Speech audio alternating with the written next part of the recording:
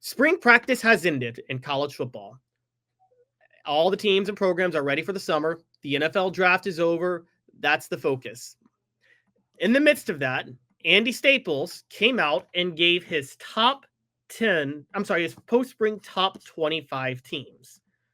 Tennessee has fallen to number 21 in Staples' post-spring top 25. Texas is number 1. Notre Dame's number 2. Clemson's number 3. Penn State's number 4. Ohio State's number 5. Oregon is number 6. Alabama's number 7. Georgia's number 8. I'm actually just going to share this with you guys real quick. This is Andy Staples' post-spring top 25. As you can see, Texas number 1, Notre Dame number 2, Clemson 3rd, Penn State 4th, Ohio State 5th, Oregon 6th, Alabama 7th, Georgia 8th, Illinois 9th, Florida 10th, Texas Tech 11th, South Carolina 12th, Auburn 13th, SMU 14th, LSU 15th, Arizona State 16th, Michigan 17th, BYU 18th, Ole Miss 19th, Miami 20th, Tennessee 21, Nebraska 22, Iowa State 23, Louisville 24, Missouri 25. That is a very intriguing top 10. Iowa State down at number 5 stands out a lot. Florida in the top 10 stands out. Georgia down at number 8 stands out. Auburn in the top 15 really stands out. If you really look at Tennessee's schedule next year on this, they still get a bit of a break, but they have to play 3 of the top 10 because they play Florida, Georgia, and Alabama. It's just that lucky for them, they play nobody else in Andy Staples' post-spring's top 25. But the question is this. Given the departure of Nico Iamaleava, and given the questions about Joey Aguilar and the rest of the talent, where should Tennessee be in the post-spring top 25? And that is today's tough question. Today's tough question is brought to you by Banks & Jones, Tennessee's trial attorney. Play to win, why settle? Banks & Jones, led by T. Scott Jones, banksandjones.com. The poll question is up on that. Where should the Vols rank post-spring practice with a new starting quarterback? Should they be in the top 5, the top 10, the top 25, or unranked? And that is today's tough question, again, brought to you by Banks & Jones. Now, I'm going to say this, and I'm going to say this up front. I've done a decent bit of research now on Joey Aguilar. I spoke with Will West on Friday. I understand the Nico Iamaleava departure and what that leads to people with their rankings. And just so everybody knows, Andy Staples dropped Tennessee in the teens back in January. And his exact quote was, because he left Tennessee out of his top 10 quarterback ranking too, he said he had doubts in general about the offense. His quote now is, I'm not concerned about the defense, but the Volunteers will need some young playmakers on offense to step up and help whoever wins the quarterback job, whether it's Appalachian State, UCLA transfer Joey Aguilar, redshirt freshman Jake Merklinger, or true freshman George McIntyre. So Andy Staples is actually where a lot of us are, which is he's out here saying that, Tennessee, their issues are actually beyond the quarterback. There are questions about their playmakers. They lost Dylan Sampson, and the receivers are all new. Now, that could be better, could be an upgrade. So that's where he got them outside of the top 10 and then drops them outside of the top 20 with Nico Iamaleava leaving. Now, one thing I will say is there is a legitimate argument that Tennessee is going to be better this year at quarterback with Aguilar than they are Nico. Now, I told you guys from the start, and I'm eating crow on this, and I will never be able to live this down, that Nico Iamaleava was created in a lab to run Josh Heupel's system. I still believe that. But truth be told, part of running Josh Heupel's system is you got to be quick with your release, and you got to process quickly, and you also got to be willing to let your receivers make a play. I don't know. Nico didn't show either of those last year. Now, he was under a lot of pressure at times, and you hoped he would develop this year, but those two things are much more important than the arm strength.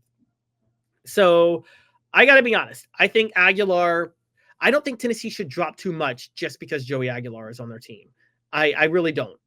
I think Tennessee, though, to be fair, their post-spring ranking, I think they should be in the top 25.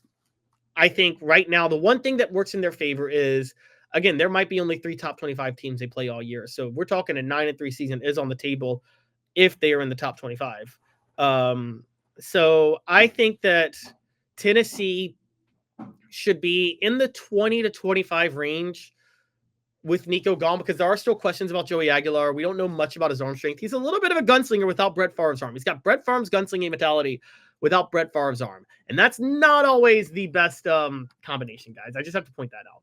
With that in mind, I would say that Tennessee should be a top a top 25 team, but no higher than number 20. So I actually have to say I think Andy Staples relatively got it right.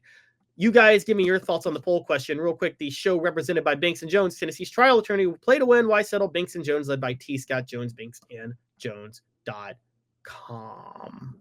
Why Banks and Jones? Well, it's because they're Tennessee's trial attorney. You can play to win with Banks and Jones because they'll go to trial. You've heard of other lawyers. They say they'll go to trial and fight for you. They won't.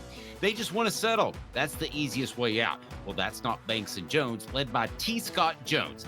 They won't settle. They'll go to trial for you. Tennessee's trial attorney. They play to win. Truly, Tennessee's trial attorney when it comes to criminal defense or personal injury. Why settle?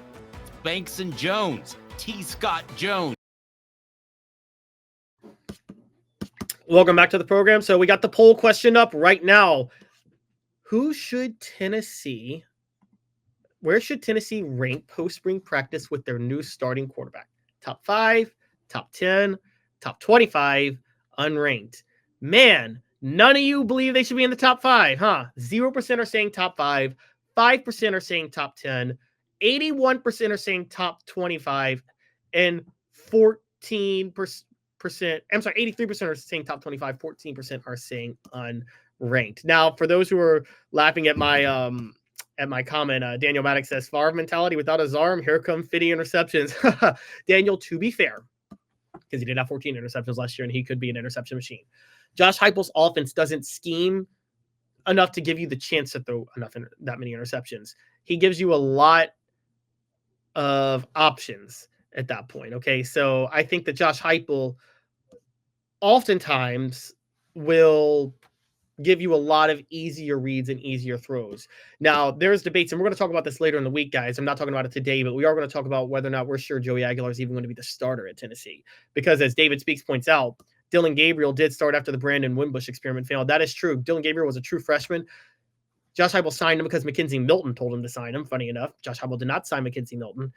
And then he went and got Notre Dame transfer Brandon Wimbush after Milton left. So I think that Josh Heupel could back off a little bit like midway through the year. All I could say is this. I think a Georgia loss is almost written off at this point. Again, I don't see any possible way they beat Georgia given the situation they're in. And I know that's like the one albatross around Tennessee's neck, but it's hard to see how they beat Georgia given the fact that I don't think they're going to have the quarterback situation settled by September. I just don't think it's guaranteed yet. So we're going to have to see how that all plays out.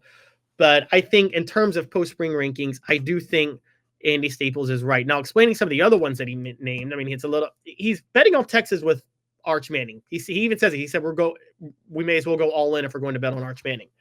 That's why Texas is number 1. I would just caution Andy Staples. I went all in betting on Nico Iamaleava last year, and that didn't work out.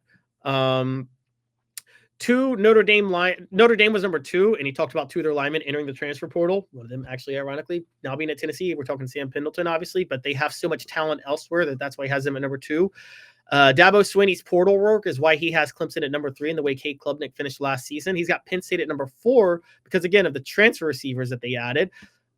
He dropped Ohio State to 5 because of the talent they have to replace. Put Oregon at 6 just because of what Oregon has proven.